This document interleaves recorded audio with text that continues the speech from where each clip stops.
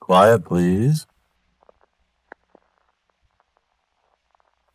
Quiet, please.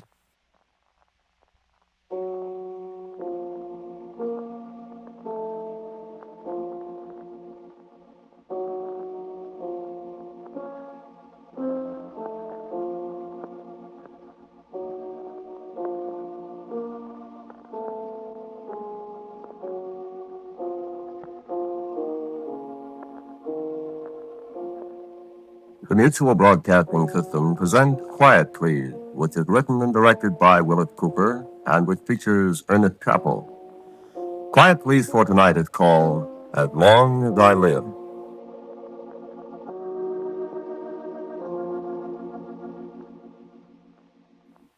You ever know a medium?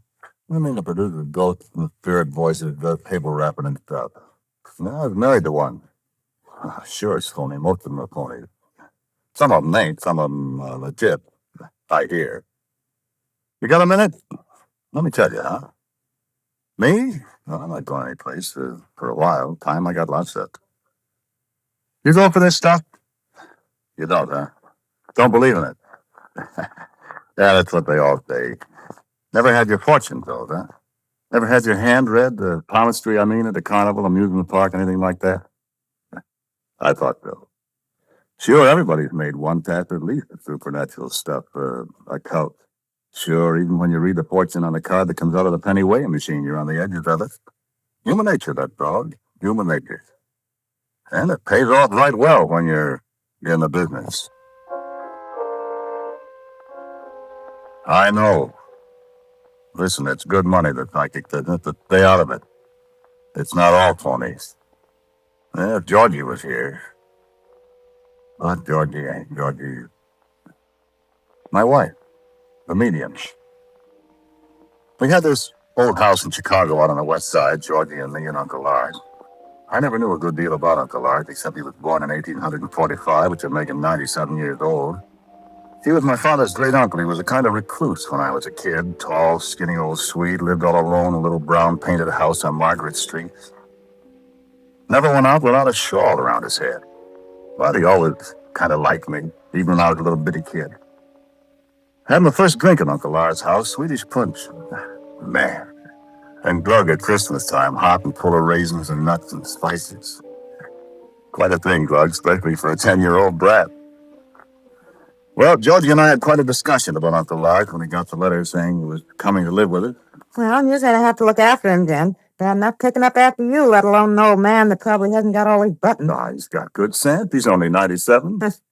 He comes from Dalina, where they live to be 1,000,000 years old and dry up and blow away. You got any money? Well, must have. Couldn't you go to an old folks' home or something? And leave the dough to the old folk, you crazy? Wonder how much you got it. Oh, darn it, I'm sorry. That was a terrible thing to say. Well, Die all alone. Sure. He was nice to me when I was a kid. And he won't cost much to keep. Who said he'll pay us to? Oh, just like him. Ah, you like him, Georgie. Ever been married or anything? Well, there's a kind of mystery, No? There was a cousin Flora. I don't know who she was, but there was some kind of story about this cousin Flora back in Sweden. She came over to this country. They were going to be married, but she died in the Chicago fire in 1871. And he kept house all by himself, all those years. Yeah, I suppose. Maybe he's forgotten her, though. Long time ago, I guess. No, he hasn't forgotten her. I don't think he has. I remember when I was a kid, he used to have a big carved Swedish chest. I hope that's it. Yeah, I guess so. It was all full of old-fashioned clothes. I got into it one afternoon at his house while he was asleep. Funny clothes. I remember a purple velvet dress. Was she pretty? I don't know, never saw any pictures of it. Didn't you ever ask him about it? Nobody ever mentioned it to him. I remember my dad said something about her once. The old man ordered him right out of the house. Poor old guy. Well, we'll make his last year comfortable then. That my baby? You're a good kid, George.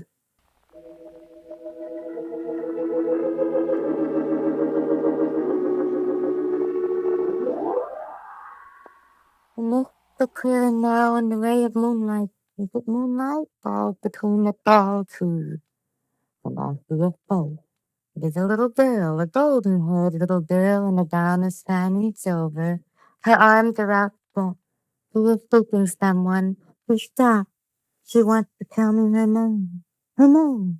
Wait, you think her name is Rosalind? Rosalind, for God's sakes, Georgie. Oh, that's right. I forget it all the time, darn it. Rosalind. Rose. Okay, don't forget it. If old lady Watkins hears you calling her darling baby out of her name, it'll screw up everything. And she's worth dough, Kitty. I know, I'll remember. Where's Uncle Art? In the hammock out in the backyard. I don't think he likes me very much, Jim. You're crazy. You think you're swell. Uh-uh. Well, he don't talk much to anybody, not even me. Acts like he's scared of me. What are you talking about? I'm not kidding. You ever see anybody put their hand like this? No. I have. Tell you what it is. Well? That's what people in the old country call horns of the devil. Corny di Diablo, old man Gabacho used to say down on Taylor Street when I was a kid. For what? Well, you see, you hold two middle fingers with your thumb, with your first finger and your little finger out like horns, see? So you point at people. Well, what for? To charm against evil eye. What are you talking about? That's Uncle Art when he's with me. He holds his hand like that all the time. You think you got the evil eye? It sure does, honey. That's Funny part of it, baby. What do I have? You're screwed. You know, fooling around with all this psychic stuff like I have, every once in a while I begin to wonder about things. Like what?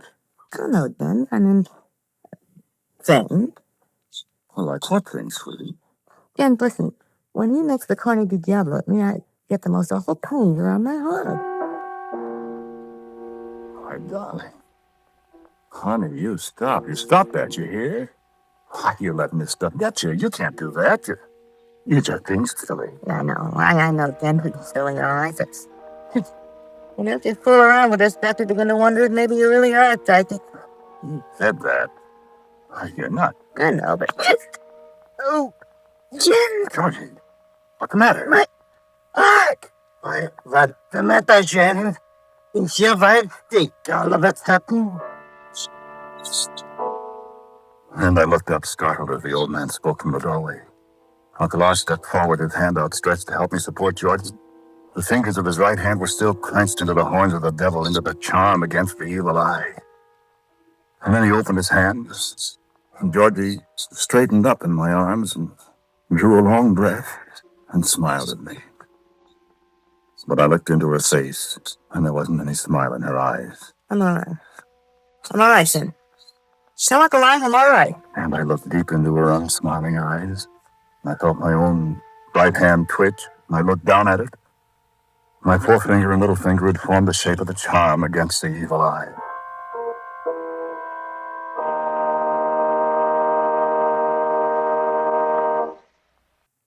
I lay awake a long time that night. Georgie, as long as we'd been married, has always insisted on sleeping with a light on in the room, and well, after all these years, I'd gotten used to it, too. But she had a most disconcerting, is that the word? Disconcerting way of sleeping. A way that used to bother me at first when I woke up in the night and turned my head to hers on the pillow beside me. Well, she slept with her eyes open. No, don't be silly. Not wide open, but not quite closed. Georgie was a very good-looking woman, mind you, but asleep, with her eyelids not quite meeting and just a little of the pupil showing. She seemed to be staring. Well, well, I don't want to tell you what it looks like if you've never seen it. Oh, no, she'd be sound asleep, sure. We used to laugh about it. I got used to it. She said lots of people sleep that way. I don't know. I got so it didn't bother me anymore, like I said, but, well, this time, I'd shut my eyes, and then I'd have to open them again. And there'd be that glitter between her eyelids and the light of the lamp, like... I don't know why I did it. It sounds foolish, but... Well, I made the Corny di Diablo at her. And stopped breathing. And I thought I'd never get my fingers apart. They were cramped, stiff, unwilling. But in a couple of seconds, I guess I managed to pry them apart. And Georgie started breathing again, and she smiled and turned her face away from me. And for a long time, I lay there listening to her soft, even breathing beside me and saying over and over to myself, Georgie, I love you. And believe me, I did love her. But a thought came crawling in from the back of my mind, and it took hold of my brain. The first thing I knew, I was in those dreadful minutes between being awake and falling asleep, and I thought, Georgie, I love you. And I can kill you whenever I want to. And at last I fell asleep. And I dreamed about a woman in an old-fashioned purple velvet dress. A woman who laughed in a strange way. And I could never see her face. Only the purple velvet dress.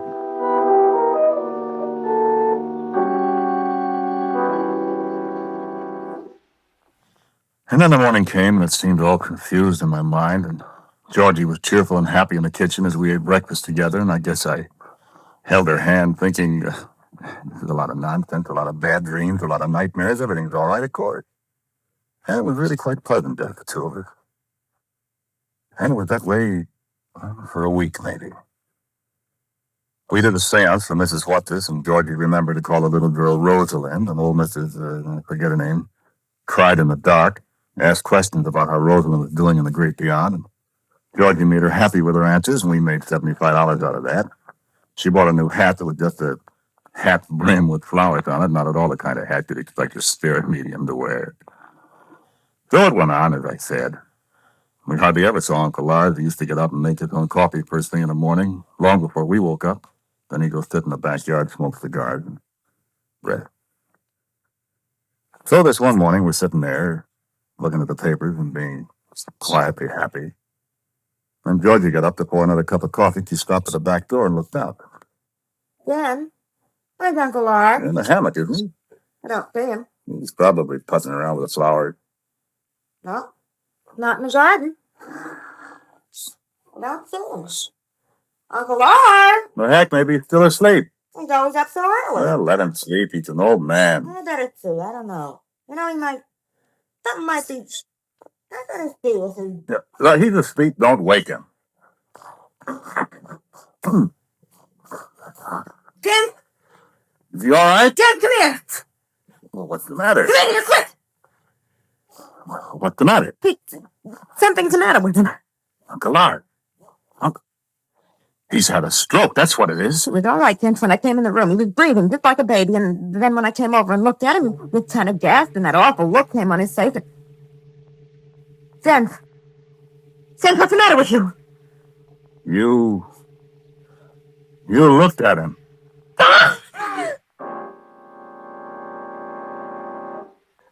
All right, he was 97 years old. He was entitled to a stroke. How do I know she did it? How do I know anything?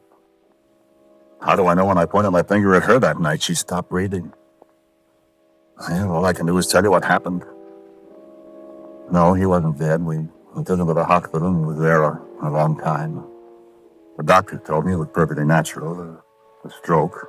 He'd be all right for a while, it said, then he'd have another, and that'd be that. So I said to myself, sure, it's natural. There's nothing magic. There's nothing, evil about this thing. Georgie couldn't be to blame. And even if she was, which I said to myself is silly. She couldn't help it. She didn't mean anything. She liked the old man. All right. You remember that woman in the purple dress I dreamed about? The purple velvet dress? The one in Flora's Hope chair? Mm-hmm. Georgie, I said one day. Georgie, the funniest thing, I've been dreaming about that purple velvet dress I told you about. You remember? In the tub? Yeah. I bet there's a lot of stuff in there. It's heavy, all right. Funny about him and that girl that died. Yeah. He must have been awful in love with her. Yeah. Dreamed of funny things. How do you mean? Well, they mean different things. I wondered. Maybe you dreaming about her? I didn't say I dreamed about her. I said the dress. Well, maybe that's a symbol. Maybe that means... Maybe he's going to die. Maybe she's telling us that. Maybe there's something in the past we ought to know Let's about. not monkey with the chest. She might be trying to tell us something. Oh, stop, Georgie. No, Jim, I don't know it. So there's a lot of things we don't understand. And then I got mad and I said, oh, for Pete's sake, let's get out of this stupid business. It's making us all nutty. Georgie said it wasn't stupid, and so we got into a fight. I got up and put on my hat and walked out of the house.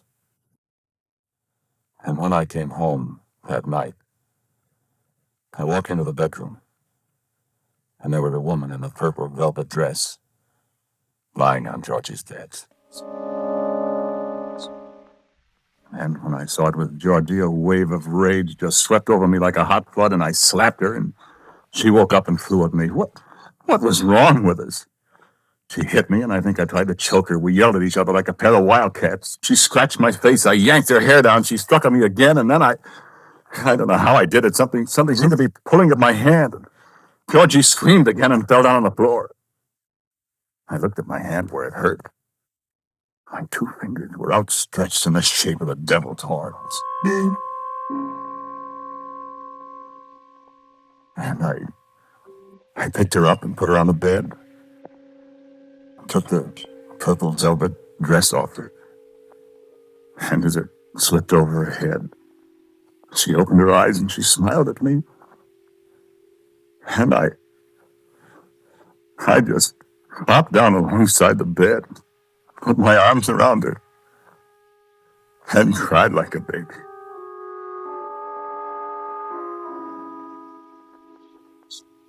So then a few nights later, we brought Uncle Lars home from the hospital. I put him to bed. Georgie went out in the kitchen to make coffee. She knew Uncle Lars was nervous with her around. Georgie was a good kid, like I told you. So I sat on the edge of the bed. Felt sorry for the old man. Janice. Yes, Uncle Lars. You feel all right? The purple dress. What? The purple dress. Well, what about it? Your wife put it on. Why, I know. Laura told you. Uncle Lars. You must not put it on, Jens. Well, I'm sorry, Uncle Lars. She didn't mean anything. You know that. She has the evil eyes. Your wife. Oh, Uncle Lars, now let's not. You know she has, don't you? Well, No, I don't know it. Jens, beware of an evil woman. George, she's not. I speak of Flora. Why, I thought you... I mean, you... I am close to dying now, Shen. I tell you something. Well? Flora. I love Flora, but Of course. he died in the fire. I know. I killed her, Shen. Why? What? I locked her in the house and I let the fire burn her. Uncle Lars, Be still. Flora was an evil woman. I loved her and she let her speak of that. Let her speak of how I found out. Let's just say that there was another man. And she laughed at me and called me a dumb fool, and then there was the fire. I had bought her the new purple dress, and I came home and... Uncle Lars, do you want to tell me all this? I have told you. Who said me then? She has hated him so long. James, beware of an evil woman. Oh, she called you. Get there. I'll be right back, Uncle Lars. Don't tell her. Of course not. I'll be right back. What do you want, Georgie? Shall I close the door? Please. Where are you, Georgie? Well, what have you got the light off for? Georgie, where are you? Bill, Glenn. What are you doing? Bill, I'm trying something. Well, turn on the lights. Well, listen, What are you... I'm doing something for Uncle Lars. He's afraid of me and he doesn't like me, and I want to... What are you up to? I'm going to bring Flora back to him. Georgie. Deep down, I found out I can do it. I told her there are things we didn't understand. I tried it in Fiji. Poor old man. I'm going to let him see the girl who's in love. Stop, Georgie. I can't, Doctor. I'll be still for Georgie, you don't know what you're doing. Stop. Stop. Laura! Laura! What? Stop it. Laura! Laura! Georgie, I tell you, she... Had something choked off my voice. I tried, but I couldn't say another word. Over in the corner, I could see a little pale purplish light. I could hear Georgie moaning.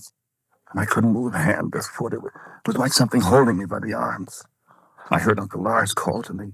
James, what are you doing? And Uncle Lars' door opened slowly. I did come back. Lara!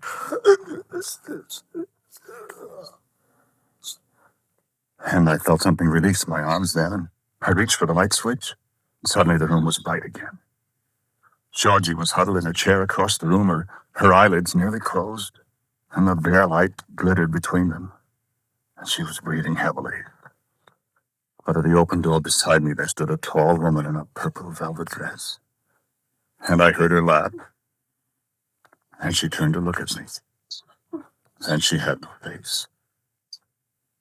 She raised her arm toward me. I felt my own right arm lifting and my fingers squirming into the shape of the Corne di Diablo, into the charm against my wife who had only tried to be charitable to an old man and who had brought his death upon him. And so I brought my wife's death upon her too, in that old house. Georgie struggled to her feet, took 2 steps toward my outstretched fingers and said, "Jenny's darling," very clearly, and fell. And I felt something soft clinging against me. I dropped my eyes and there was the purple dress, slowly sinking empty to the floor at my feet. And there was the sound of soft, distant laughter in my ear. And so, I'm here. And tonight they'll take me out. And I won't be coming back. How could I explain 2 dead people with the marks of horrible, violent death on their faces? Alone in an old house with a man who was sitting on the floor, gibbering, carefully, oh, so carefully ripping an old-fashioned purple velvet dress into shreds.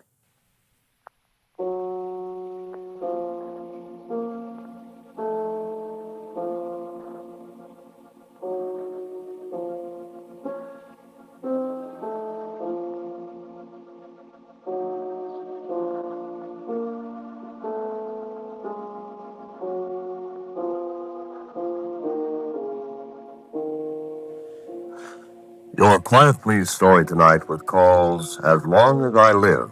It was written and directed by Willis Cooper. The man who spoke to you was Ernest Castle. And Alice Reinhardt played Georgie.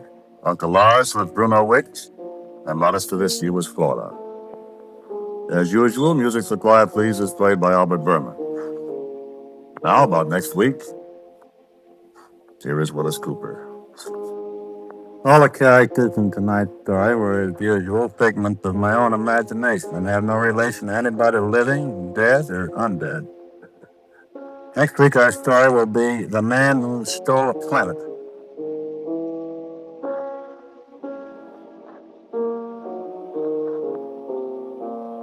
And so, until next week at the same time, I am quietly yours, Ernest Chappell.